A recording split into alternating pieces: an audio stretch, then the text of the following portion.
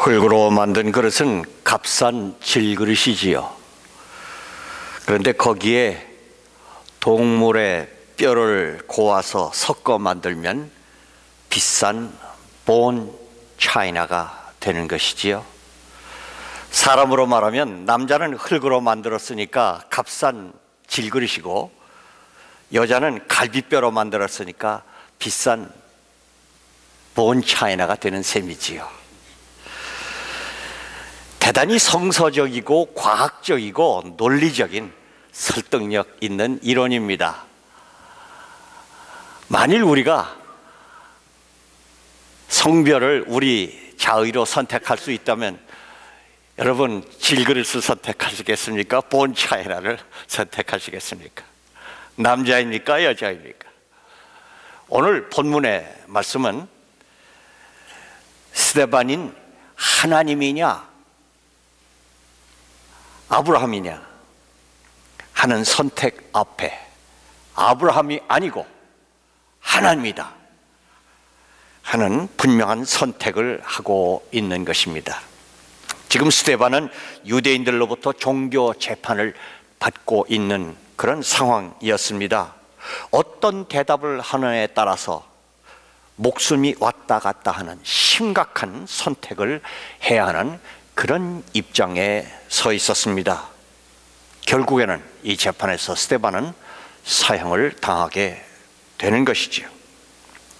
소송당한 죄목은 유대인들이 숭상하는 아브라함을 스데반이 무시했다는 것입니다. 스데반이 유대인들의 전통적인 가치관인 아브라함 숭상 신앙을 배반했다는 것입니다.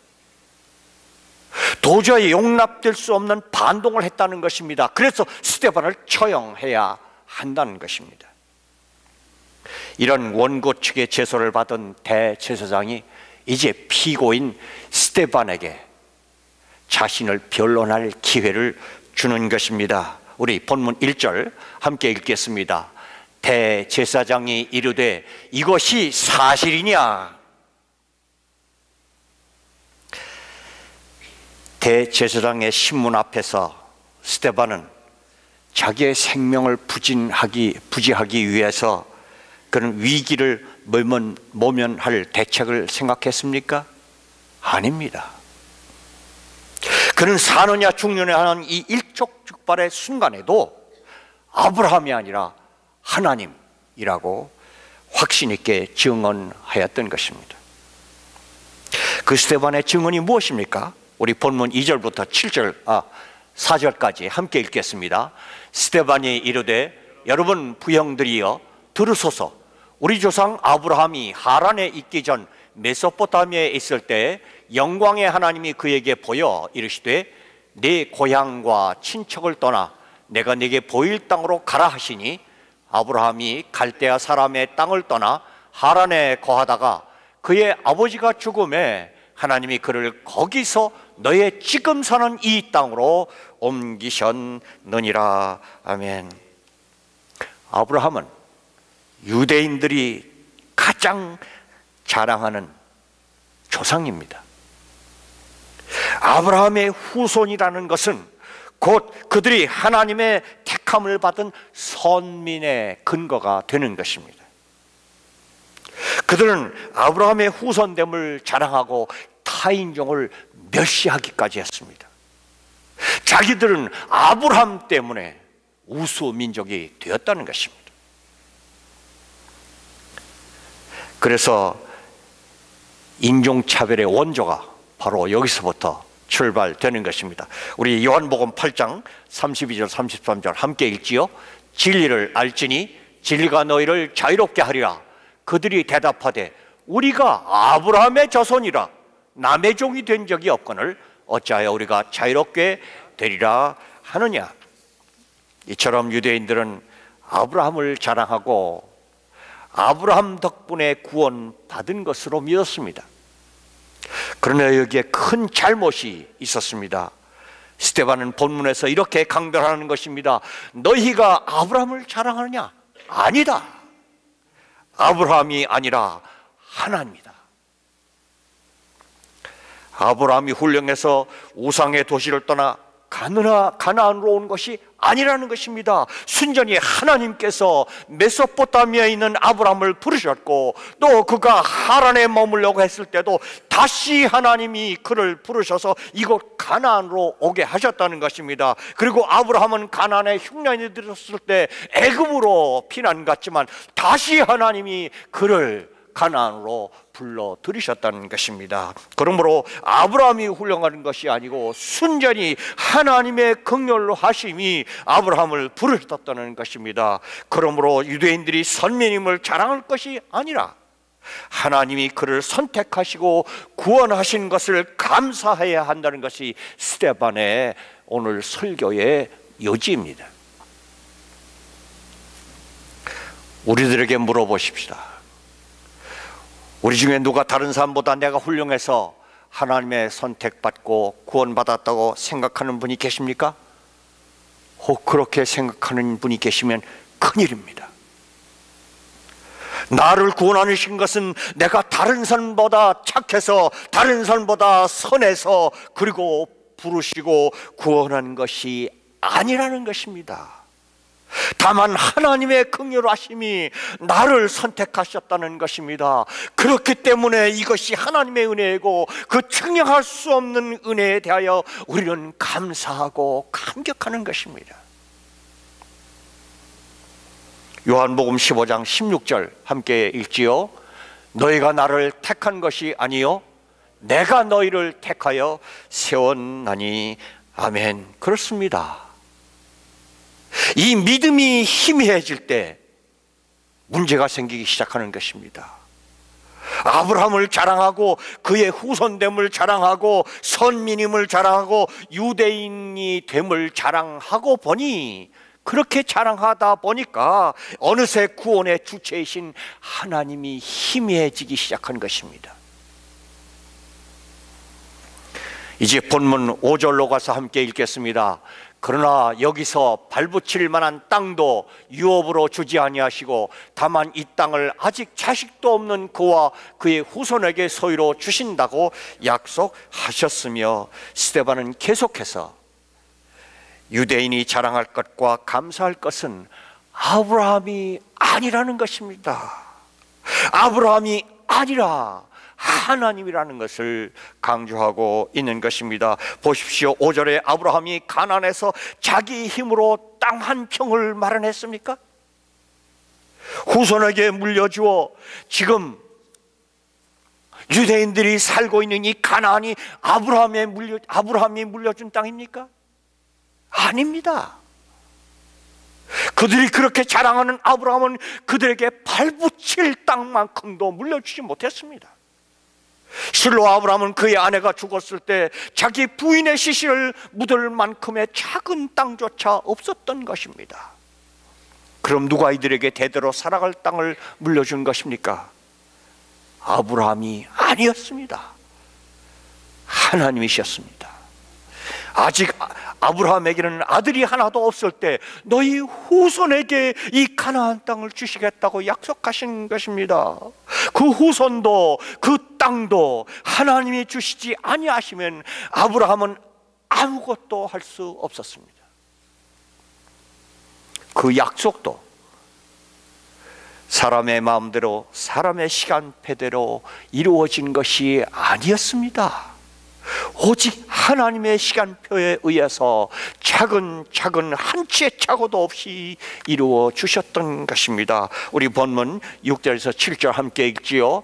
하나님이 또 이같이 말씀하시되 그 후손이 다른 땅에서 나그네가 되리니 그 땅 사람들이 종으로 삼아 400년 동안을 괴롭게 하리라 하시고, 또 이르시되 종 삼는 나라를 내가 심판하리니 그 후에 그들이 나와서 이곳에서 나를 섬기리라 하시고.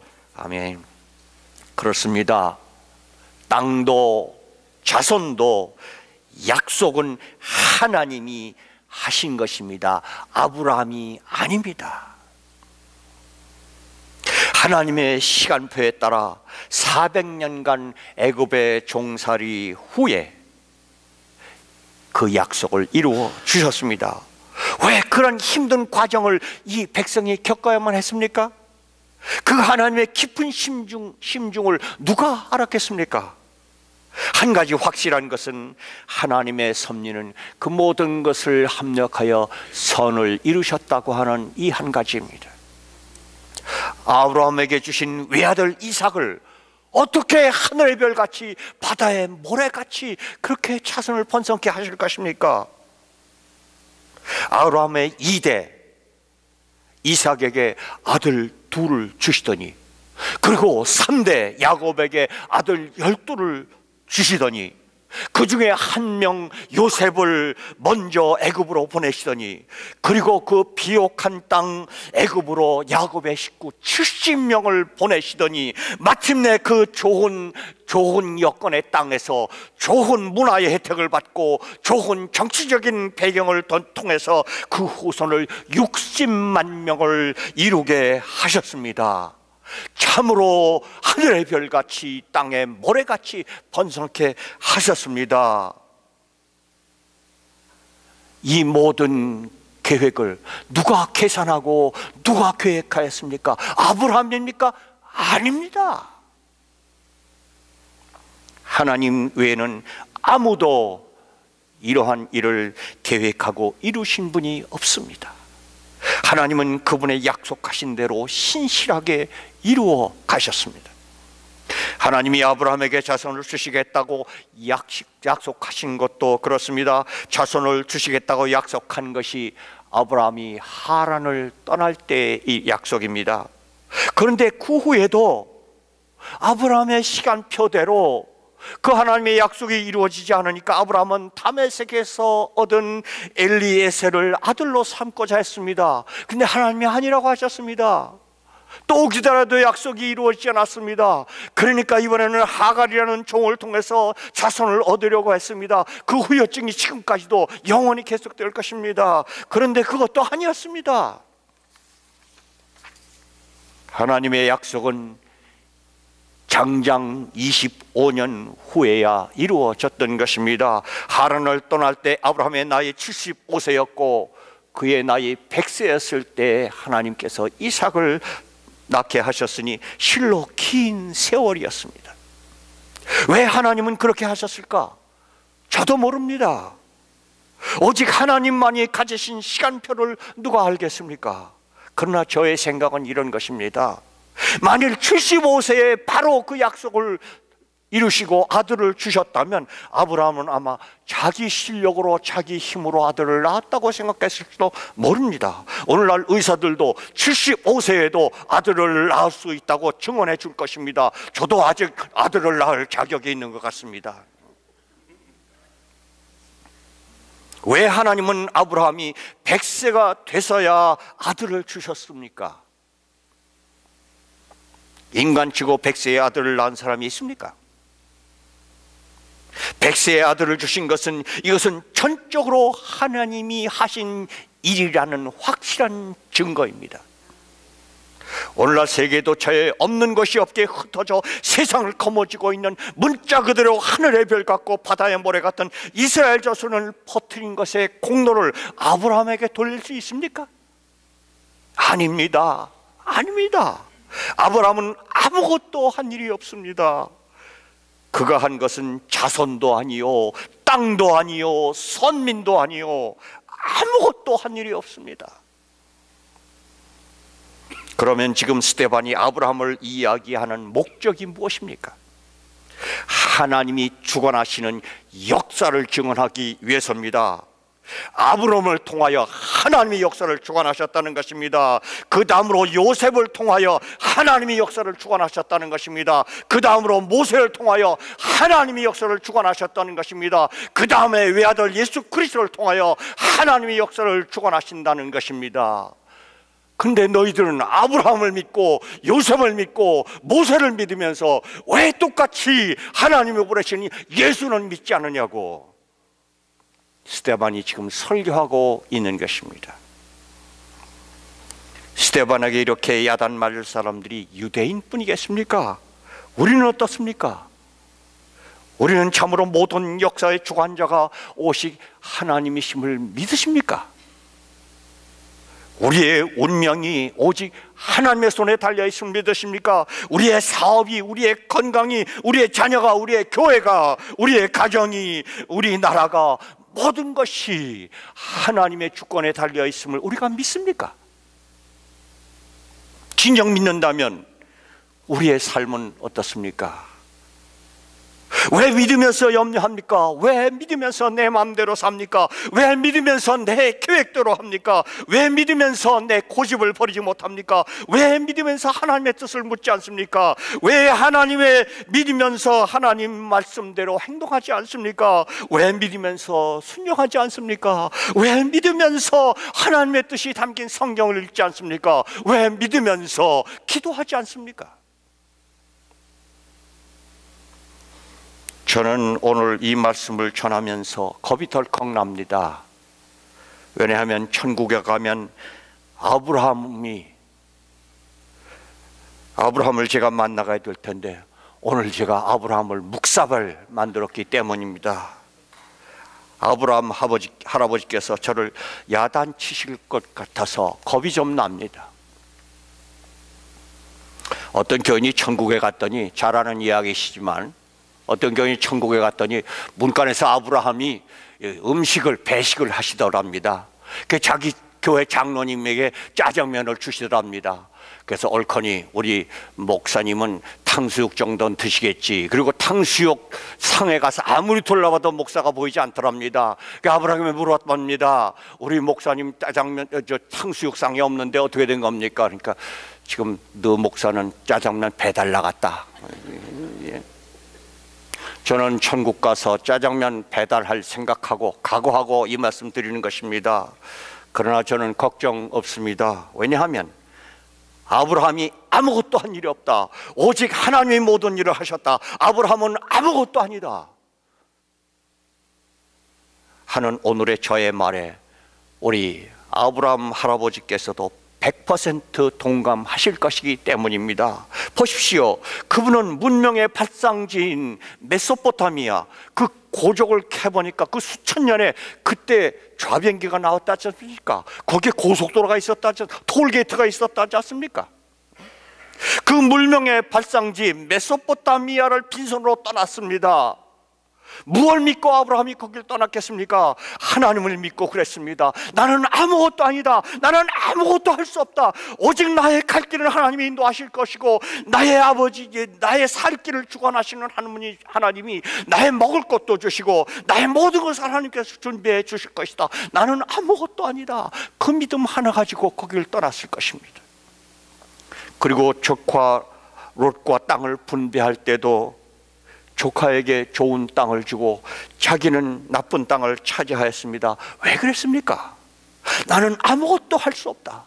비록 내가 옥토를 가질지라도 하나님이 복 주시지 않으면 그 땅은 아무 쓸모없는 땅이 될 것이고, 비록 내가 박토를 차지할지라도 하나님께서 복을 주시면 거기에서 무수한 열매가 맺히고 풍작을 거둘 것이다. 그 한 가지 믿음, 나는 아무것도 아니다. 오직 하나님만이 하신다. 그 믿음 가지고 땅을 그렇게 분배하는 것 아닙니까? 그리고 백세에 얻은 외아들을 제물로 바치라 하셨을 때도 아브라함은 아무 이런 반항하지 않고 바쳤습니다. 왜 그랬습니까? 그때도 아브라함은 이런 믿음이었을 것입니다. 그래, 나는 아무것도 아니다. 나는 아무것도 할 수 없다. 백세의 아들을 주신 분도 하나님이시니 죽이고 살리신 분도 하나님이실 것이다. 그 믿음 하나 가지고 이삭을 제물로 드렸던 것입니다. 아브라함의 이 믿음을 히브리서 11장은 이렇게 증언하고 있습니다. 함께 읽지요.